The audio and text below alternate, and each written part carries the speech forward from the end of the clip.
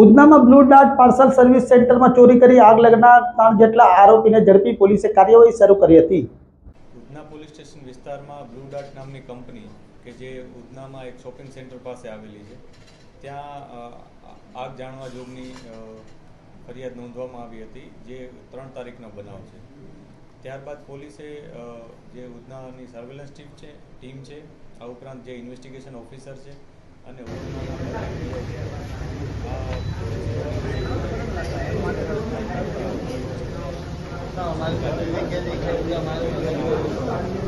જે રીતે ઘટના આ લોકોએ વર્ણવી હતી અને સ્થળ ઉપર જે પરિસ્થિતિ હતી, આ તમામમાં થોડુંક વિરોધાભાસ પોલીસને જણાય છે, જેથી પોલીસ વધુ ઊંડાણપૂર્વક આમાં તપાસ કરે છે।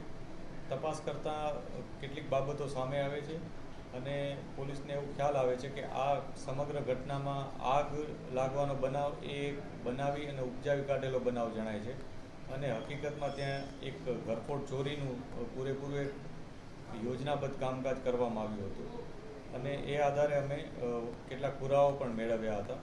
સમગ્ર બનાવમાં આગ જાણવા જોગમાં 36 લાખથી વધારેનો મુદ્દામાલ નુકસાન થયું હતું, એ પ્રકારની ફરિયાદ નોંધવામાં શરૂઆતમાં આવી હતી।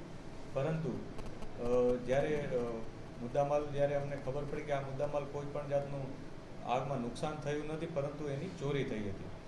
પોલીસે આ બાબતે આમાં જે મુખ્ય આરોપીઓ છે, જેમાં 3 વ્યક્તિઓ સામેલ છે, એકનું નામ ગોપાલરાવ વાસુદેવરાવ બની સિટી છે, એકનું નામ બદ્રુ મગરૂભાઈ ભૂકણ છે અને ત્રીજો વ્યક્તિ જાકીર મોહમ્મદ અલી સૈયદ, આ 3 વ્યક્તિઓ આમાં સામેલ છે।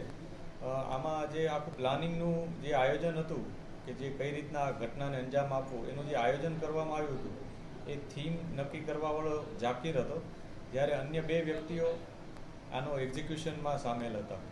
આમાંથી ગોપાલરાવ છે એ સિક્યુરિટી મેનેજર તરીકે બ્લુ ડાર્ટમાં જ નોકરી કરતો હતો, જ્યારે બદ્રુ કરીને એક વ્યક્તિ જે 2 દિવસથી સિક્યુરિટી ગાર્ડ તરીકે જોડાયેલો હતો, એ અગાઉ તે પહેલાં ડ્રાઇવિંગનો ધંધો કરતો હતો અને આ જે જાકીર છે એ બ્લુ ડાર્ટમાં જ સુપરવાઇઝર તરીકે કામ કરે છે। આ સમગ્ર બનાવમાં પોલીસે 35 લાખ જેટલું મુદ્દામાલ રિકવર કરેલ છે, જેમાં 8,25,000નું રોકડ રકમ,